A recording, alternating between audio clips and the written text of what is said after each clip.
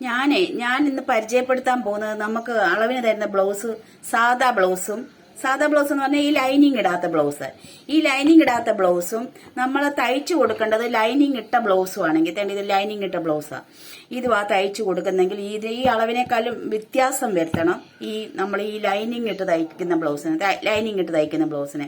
കാരണം ഇത് സാധാ ബ്ലൗസ്, ഈ ലൈനിങ് ഇടാത്ത ബ്ലൗസ് ആയതുകൊണ്ട് നമുക്ക് സിമ്പിൾ ആയിട്ട് കയറി കിട്ടും. പക്ഷെ ഈ ലൈനിങ് ഉള്ള ബ്ലൗസിന് അത് പോരാ, ഇച്ചിരി കൂടെ വണ്ണം ഇടണം. ഒരു 1.5 ഇഞ്ച് കൂടുതൽ വണ്ണവും കൂടെ നമുക്ക് ഇട്ടാലേ അത് കറക്റ്റ് അളവായിട്ട് കിട്ടത്തുള്ളൂ. കാണിച്ചു തരാം. ഇത്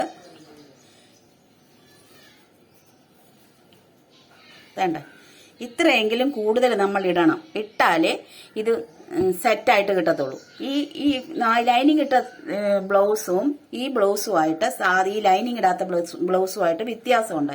ഇവർ ഈ അളവിന് തരുന്നത് ലൈനിങ് ഇടാത്ത ബ്ലൗസ് ആണെങ്കിലും നമ്മൾ ലൈനിങ് ഇട്ട ബ്ലൗസ് തയ്ക്കുമ്പോൾ ഒരു 1.5 ഇഞ്ച്, ഞാൻ 2 ഇഞ്ച് കൂട്ടിയിട്ടിട്ടുണ്ട്, ഒരു 1.5 ഇഞ്ച് കൂട്ടിയിടണം. 1.5 or 2 ഇഞ്ച് കൂട്ടിയിട്ടാലേ ഇത് കറക്റ്റ് ആയിട്ട് കിട്ടത്തുള്ളൂ. അതുപോലെ തന്നെ കൈവണ്ണം അത് തന്നെ ആയിരിക്കണം കേട്ടോ. കൈവണ്ണം കൂട്ടിയിടണ്ട, ഉടല് വണ്ണമാണ് കൂട്ടിയിടണ്ടേ. കൈവണ്ണം ഇപ്പൊ 6 ആണെങ്കിൽ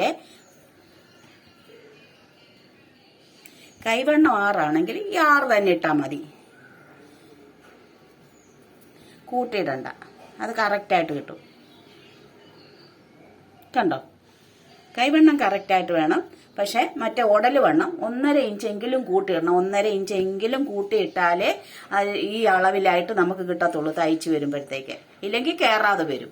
ഈ അളവിൽ തന്നെ നമ്മൾ തയ്ക്കുവാണെങ്കിൽ കയറാതെ വരും. ഉടലിന്റെ വണ്ണം 1.5 ഇഞ്ച് കൂട്ടിയിട്ടേക്കണം.